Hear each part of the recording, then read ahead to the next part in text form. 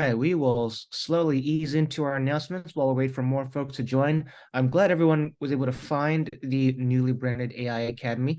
As some of you may know, this used to be the Conversational Interfaces Academy time slot, but the world of conversational interfaces and AI have merged over the past year with generative AI, etc. So we decided it would make a lot of sense just to merge our academies as well. And maybe one less academy slot for you to choose between when looking to learn more about ServiceNow and our wonderful capabilities. So that, let's go ahead and get started. As always, for more answers and information, FAQs and guides, check out our Generative AI and Intelligence Community Forum. And if you're watching this on YouTube, click that like and subscribe button. That way, next time you can get all the videos whenever they come out, you'll get notified that they've come out. All our academies are recorded and uploaded to YouTube. You can see all our academy videos, past and present, in our Now Community YouTube channel. Please be aware that we are going to mention future-looking roadmap. So when we do, please take a look at the safe harbor for forward-looking statements. So Academy Basics, this is for you. We're here to give you fresh ideas, better understanding, practical guidance. We do try to do a bit of slides, but then also a bit of instance and demo and exercise work as well. As I mentioned, recorded. And if you have any questions, feel free to use that Q&A function in the Zoom panel.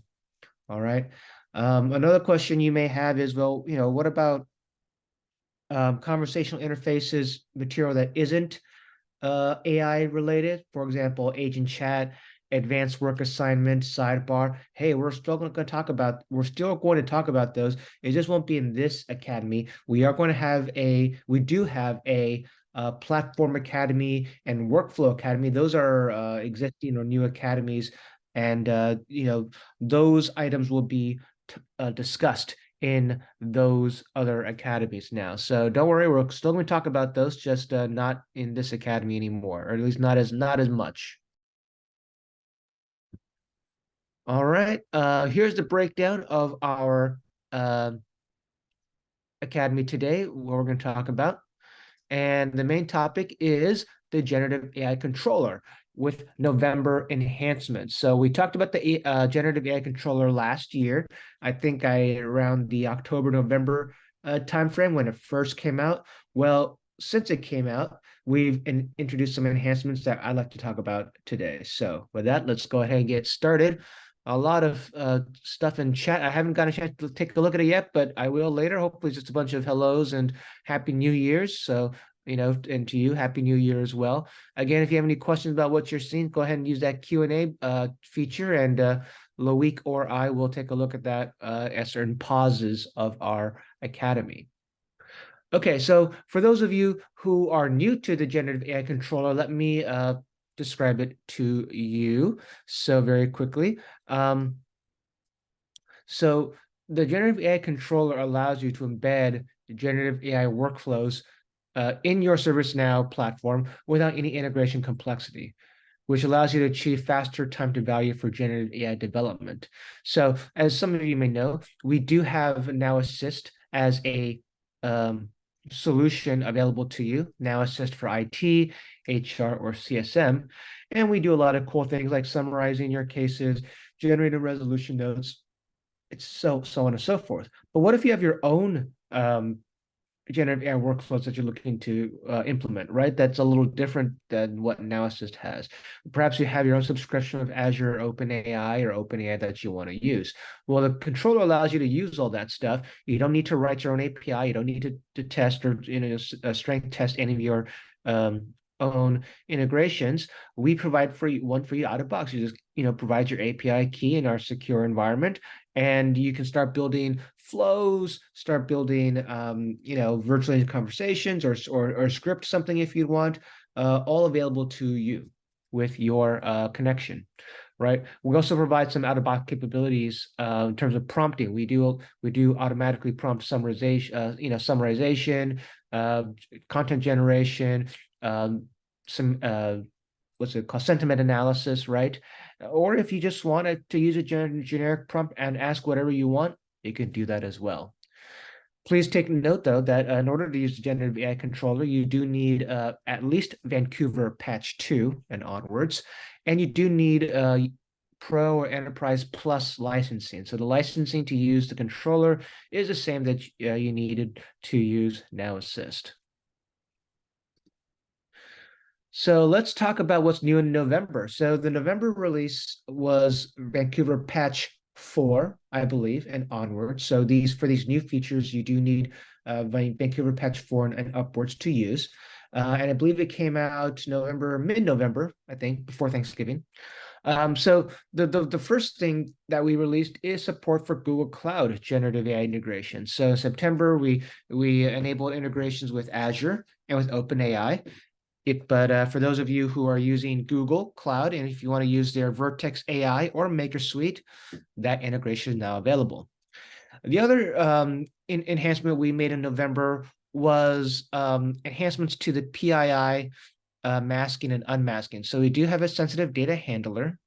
And in September, we did release that as a feature. The problem was when it was masking information as it should, it was affecting the response quality, right? So for example, you can mask email addresses, but if you mask email address, then the controller wouldn't know what the email address was and would start hallucinating a different email address or excluding it altogether. So in the November release, the PII masking, we're tokenizing the masked data. So the data is still masked, still stripped out from the eyes of the large language model, but it is still retained on the platform for the response. So you can see in the spreadsheet or in the screenshot there, you'll still see the email address, right, in your response, even though it is still being masked in the inference and in the request response between the user and the large language model. So as you can see here, the address is still masked, but it's still provided in response.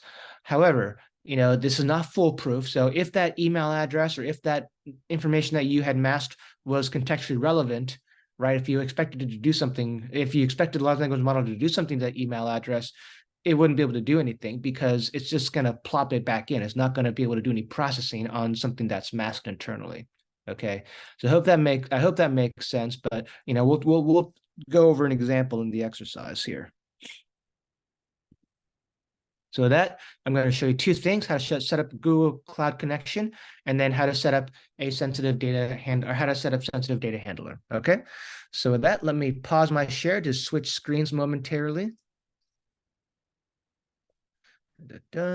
And go into here, resume share. Okay, so this is my instance. I'm on Vancouver patch, I think, well, at least 4, if not higher. And let's show you how to integrate with Google Cloud. Before that, I'm going to just check the Q&A. Is it possible to sync this AI with SharePoint where the knowledge is? I'll come back to that. Let's talk about Google first. So the first thing to do is very similar to what we do with Microsoft Azure, which is we just have to set up the connection credentials, right? So we're going to go to the connections and credentials page. Where is it? There it is.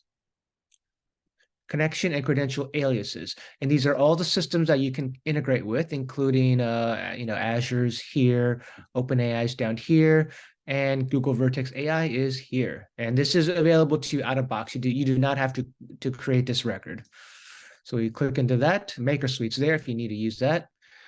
And then the next step is to click create new connection and credential. I've already done one here, but I'll just do this again just to show you. So you'll notice that we just ask you to put in all your information here. This is all auto populated, so this isn't accurate really. But you got to put in your Google Cloud project ID, and then your credential name. You just give it whatever name you want. This is my, Google cred. You can see I've done it before already. And the OAuth name, client ID, secret, and the redirect URL, which is again already provided to you. You do not have to touch this. So where do you get all this information? So let me go back to this slide here. And you'll notice these are two separate screenshots here. Let me just put a border on here so you know what I'm talking about. This is what your Google Cloud console looks like. And this is where you get all the information. The client ID name you get here. You do need to put in the authorized redirect URL here as well. So, this needs to go into here. And then you have to click save to add that URI. Your client ID is here. Your client secret is here. And then your project ID, when I've called this my first project, your project ID is here. Okay, so this is where all the information is at. Once you fill all that out, you click create and get OAuth token, and you'll get this connection record. Okay, this stuff is optional, although I think project ID, I think this is all auto-populated, but it's not required. So then in order to get an OAuth token, you go to here, Google Thread. You can see my OAuth refresh token was available and will expire in a couple months. But once everything's connected, you just simply click get OAuth token. I'm not going to do it here, but when you click get OAuth token, you'll get a pop-up that appears that says, hey, do you want to connect to your Google Cloud? You'll get some pop-up showing your Google Cloud login, and then you click OK, yes, agreed, and then your OAuth token will be generated for you. You just have to keep in mind you may want to log into your Google Cloud in a separate tab, for example, beforehand, but it'll ask you to do it anyway when you click on that. Okay, so that's basically how you do it. Simple. So then the next step, so you've created your connection, you've created your OAuth token. The next thing you want to do is make sure that your generative AI capability is going to use Google. So in order to do that, we're going to go to sys1 extend capability. So for those of you who watched the last previous summarization, we did the same thing for Azure. So these are all the capabilities available to you. And if we go to next, let's go to summarize. And then go to one extended definition configs. And you'll notice these are where you decide whether to use OpenAI, Azure, or the one we want is here. Summarize using Vertex AI Google Bard chat completions. Completions is, I think, their lower version, so you want to use their higher version. So let's do here. If I open this record, change that to default, and click update, and you're good to go. I've done it already here. Make sure this is active, make sure this is default, and make sure you turn off the other one. Or make sure this is the only one that's true. Everything else should be false. If you set two records be true, I don't know what happens. It's probably luck of the draw. Who knows, right? So yeah, so want to make sure you use that, and then let's test to see whether or not this works. So let's go to Flow Designer here. I'm going to use a Flow Designer example, which I believe is the example I used in the previous controller video. Let me get some water while this loads.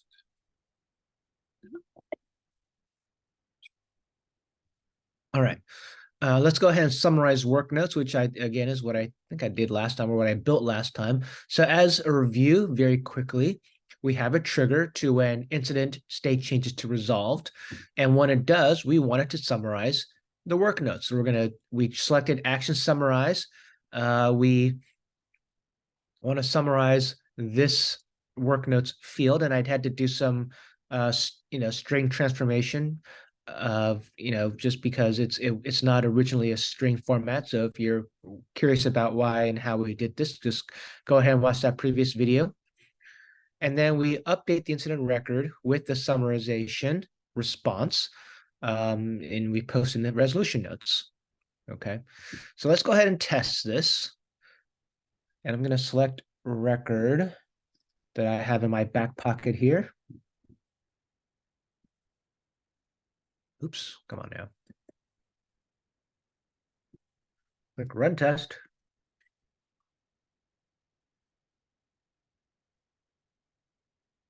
Yeah, this incident record probably has some work notes already. So test is finished running. Let's view the execution details. Complete, complete, complete. That's good. And then if I go into the action summary, you'll see that my action status was successful, which is good. My provider was Google Bard, which is good. And then this was my response. And then this was the original text to summarize. Okay. And then if I were to go to my Google Cloud console, I'll most likely see an API call being made. You want to confirm that. Just be aware this is going to charge against your Google Cloud usage. So make sure your subscription is all up to date there. Same thing for Azure OpenAI or OpenAI. Okay. So that's how you use and set up the the Google Cloud connection. I know they say Google Bard, which isn't technically accurate, but that's just a naming convention that we use. We may update it later down the road, but for now, that's what you're going to look out for. Okay. So that is how you integrate with Google Cloud. So next, let's talk about that sensitive data handler. So I go to all, I go to sensitive data handler. There it is. All right. And all this is available to you out of box. You could create your own if you want, but we have a pretty good, healthy, list here, whether it's email, whether it's credit card, social security number, all that stuff. And in order to activate one of these sensitive data regexes, which no one's a fan of here, but if it is, then you click on here, click on email, make sure it's active. I wonder where is the active? Well, I'm gonna assume it's, oh, here it is. I was looking for a checkbox. Status active and categories. You want to add, global is always going to be there. You want to add generative AI. And once you add it using you use the magnifying glass and you put in add generative AI. Once you add it and you click update, it's going to start working. So this is relevant to the controller. Now, the thing to note is the controller is used for both Now LLM or Now Assist, and for the custom workflows like the one I just showed you. So it's gonna work on both. Okay. So that said, let's go ahead and test to see what this looks like. Now, what I expect is that even though I've asked it to mask the email address, right? And it says, oh, number of characters mask. You can say the 5 or however many, right? I expect it to still appear in summarization. Okay. And let's go ahead and test that. Now, it's not going to work all the time, but who knows? We may get lucky. Let's see. I want to use this incident here, which is all about basically requesting a coffee mug. Notice that I've tried to drop email addresses in here as much as possible. I'll ship it to here, ship the label to here, I put it there, I put it in the work notes, all that stuff. So when I click summarize, let's see what happens. Okay, that's a overly short summary there. Let me see if I can generate one again. Okay, so there you see coffee mug request 4 and the email address is maintained.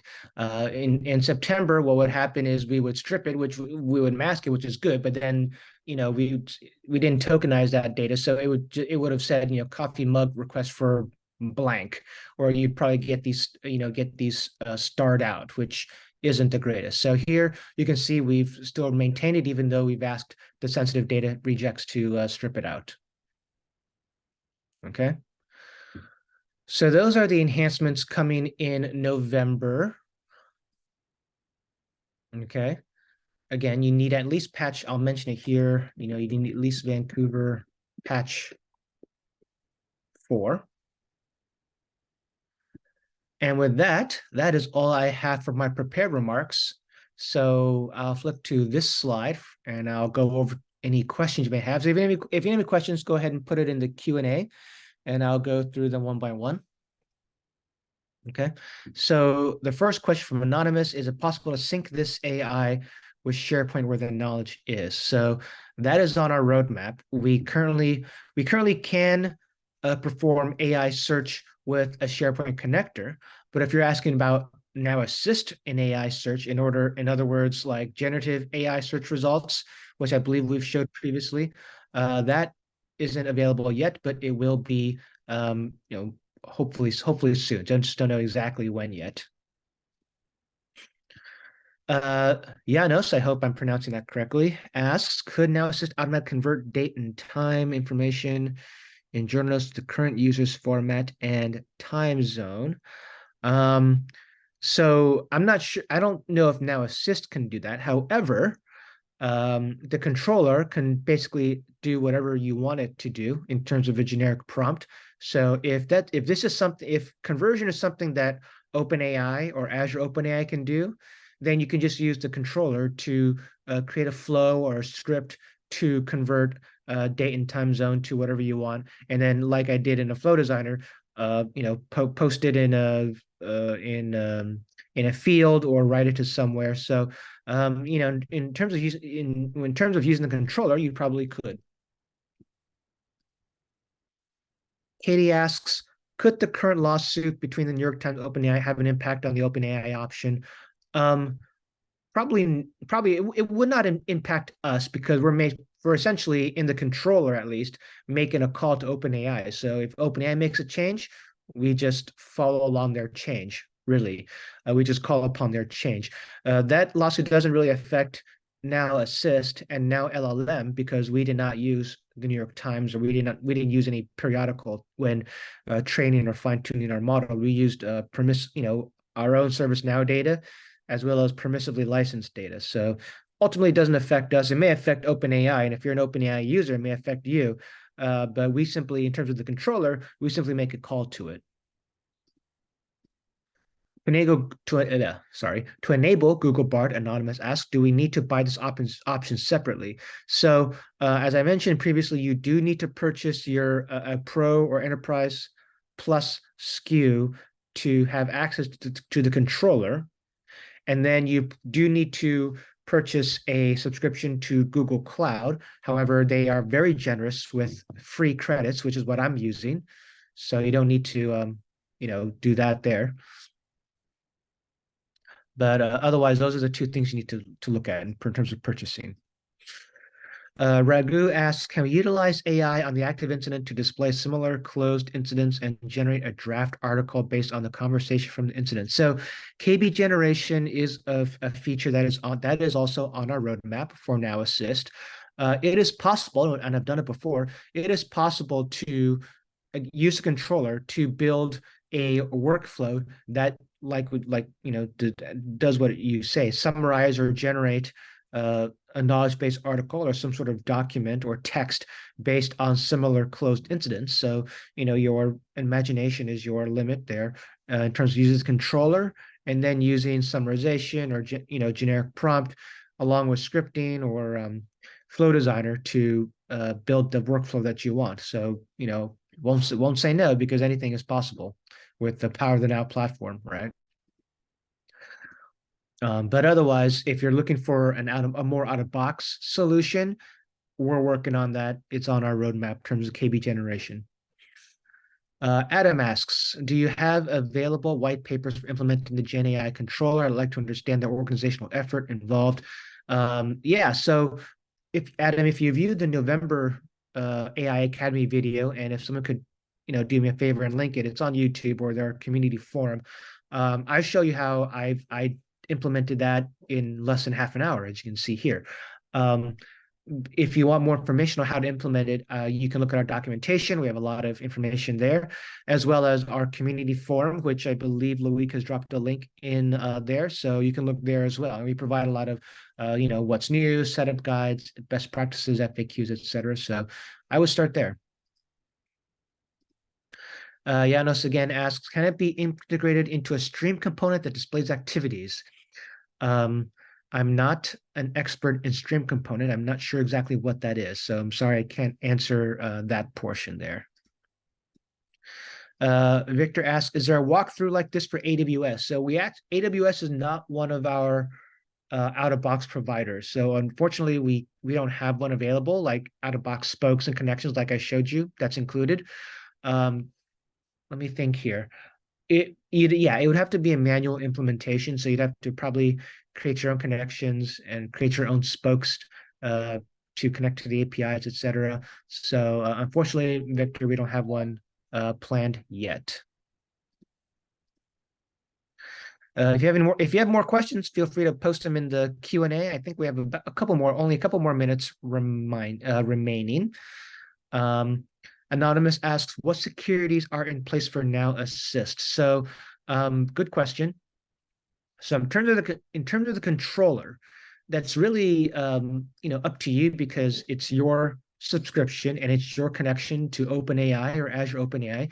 So I am aware that or Google Cloud. And I am aware those providers do have some security in place in terms of how they manage your data. But just be aware that, when you use the controller, you are sending your ServiceNow data to OpenAI or Azure OpenAI for their models to infer off of. If you're okay with that, then that's good. If not, then you may want to use Now Assist. What securities are in place for Now Assist? Well, we use our own models. We use our own data centers and AI servers. So your data never leaves the ServiceNow ecosystem when it comes time to you using Now Assist. Okay. Brent asks, I have a customer, largely because they're operating outside our ServiceNow scope. They like to use our virtual agent as an interface for all chatbots. Do we have a list of external chatbots we can surface through virtual agent and how this is best done? So yeah, a bit off topic, but lucky for you, I'm also the virtual agent product manager. So you would have to use the virtual agent API to make connections to other chatbots. And the out of box and right, the out of box implementations that are allowed to connect to other chatbots would be Microsoft's chatbot, IBM Watson, and I'm trying to think here. I think Google as well, Dialogflow, right? Those are the three that we provide out-of-box implementations for. For any other chatbots that are out there in the market, it'd have to be a more manual implementation using our virtual agent API. A bit higher code there, unfortunately, but it is possible. You have to just keep in mind that it's you're a bit on your own there in terms of building that integration. Let's see. Chitika asks, generative summaries of KB articles as part of roadmap for which version launch? We don't know yet. It's targeted for, gosh, I don't even know. I'm thinking, I believe sometime this year. Again, safe harbor. It is currently in innovation lab. That much I know, which basically means internal testing for select customers. But I don't know when it will GA yet. But when I do, I'll let you guys, I'll let the community know. Is Now Assist learning cross customer? So that's a good question. And what I'm assuming you mean is Now Assist being trained on data from other customers potentially? And the technical answer is yes. These customers have in the past they've opted in. We've cleansed their data of any classified information, of any PII. We ServiceNow, we are our own customer, so technically very much so, yes. In terms of other customers, when we do, again, we've synthesized or not synthesized, we've cleansed all that data, and we do use that in our training or fine tuning of our large language models because customer data is more domain specific and relevant to other customers. So the answer is yes. Are you able to opt out? You're able to opt out as well, and that's very easy to do. You just click a toggle and you can opt out. So technical answer is yes, we do, but again, it's very much cleansed data that we used. Can we use AI to automate decision trees? I can take that one. Very quick answer because we don't have a lot of time, but I would recommend looking at predictive intelligence or task intelligence, which is a product that is used to automate triaging of cases, if that's what you're looking for. Thank you, Loic. Last two questions, and we'll call it. Victor asks, does virtual agent use Now Assist for customers? It does. in September, and with more enhancements in November, which I will share in a future AI Academy. So stay tuned there, Victor. And then last question from Raymond, has the masking tokenizing feature been reviewed or approved by federal clients? So our federal clients, our regulated markets, we do not support with Now Assist yet, in terms of like all the check boxes we need to fill out there.